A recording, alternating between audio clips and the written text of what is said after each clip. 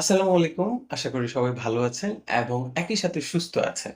আপনারা অনেকেই জানতে চান কম খরচে IELTS ছাড়া অথবা কম CGPA ছাড়া লং স্টাডি গ্যাপে কোন দেশে আমার জন্য সুযোগ আছে? এ ধরনের অনেক কিন্তু প্রশ্ন থাকে। আমি আজকে আপনাদেরকে চমৎকার একটা আইডিয়া দিচ্ছি। এই মুহূর্তে ২০২৫ এ আপনি কোন দেশে সবচেয়ে ভালো সুযোগ পাবেন? হাঙ্গেরি।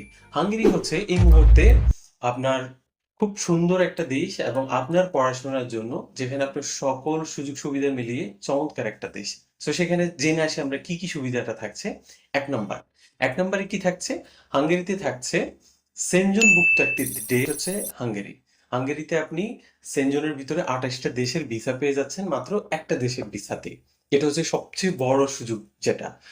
২ নাম্বার, ২ নম্বরে আমরা কি পাচ্ছি? লো সিজিপিএ। আমাদের অনেকেরই আম এসএসসি, এসএসসি রেজাল্ট খারাপ থাকে অথবা অনার্সের স্কোর খারাপ থাকে অথবা মাস্টার্সের রেজাল্ট খারাপ থাকে। সেই ক্ষেত্রে আপনি কম সিজিপিএতে হয়তোবা 2.5, 2 পয়েন্ট অথবা হচ্ছে অনেকে 3 পয়েন্ট, 3.5 এই ধরনের স্কোর থাকে। এই লো সিজিপিএতে আপনি চাইলে হাঙ্গেরিতে যেতে পারেন। এটা আপনার জন্য এই মুহূর্তে সবচেয়ে সুন্দর একটা সুযোগ।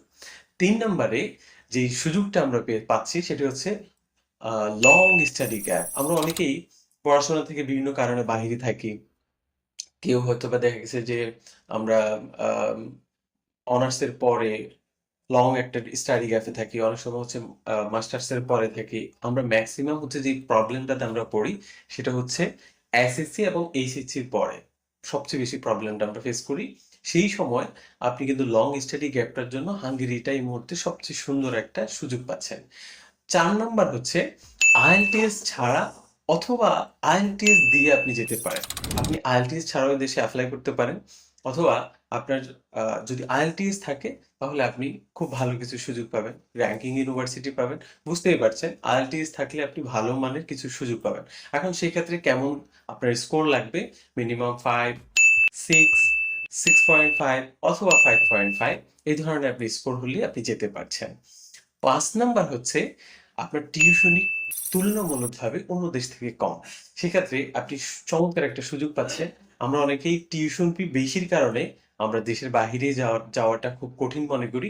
তো সেক্ষেত্রে আপনি কম টিউশন ফিতে কিন্তু হাঙ্গেরিতে যেতে পারছেন। ৬ নাম্বার লিভিং কস্ট। আমরা দেখি এটা অনেক বড় একটা প্রবলেম। অনেকের ক্ষেত্রে আমরা দেশের বাইরে যখন যাই, লিভিং কস্টের কারণে আমরা লিভিং কস্টটা জোগাতে পারি না।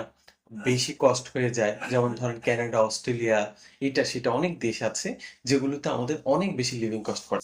সেই ক্ষেত্রে আমি বলব চমৎকার একটা সুযোগ হচ্ছে হাঙ্গেরিতে। হাঙ্গেরি আপনি খুব কম লিভিং কস্টে আপনি এখানে থাকতে পারবেন। ৭ নাম্বার আমাদের যে সুযোগটা সেটা হচ্ছে পার্ট টাইম জব। আপনি জব পাবেন কোথায়? আমাদের একটা প্রবলেম থাকে। আমরা যখন ইউরোপে যাই বা দেশের বাইরে যাই, কোথায় জব পাবো? কিভাবে কি করব? এই ধরনের একটা টেনশন থাকে। আমাদের এই সমস্যাটাও কেটে যাবে। খুব ভালো মানের আম জব পাওয়া যায় সেখানে। অল্পতেই আপনি জব পেয়ে যাবেন। ৮ নাম্বারে যে বিষয়টি সেটা হচ্ছে আমাদের মেক্সিমাম দেশগুলোতে আমরা ভিসা প্রসেস করতে হলে ইন্ডিয়া যেতে হয়। আপনাকে ইন্ডিয়া যেতে হবে না।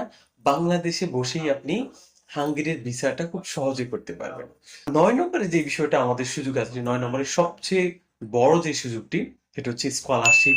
আপনি যদি চান যে ভালো স্কলারশিপে আপনি হাঙ্গেরিতে পড়তে যাবেন অথবা ফুল স্কলারশিপে আপনি পড়তে যাবেন, সেক্ষেত্রে অবশ্যই আপনি হাঙ্গেরিতে যেতে পারেন।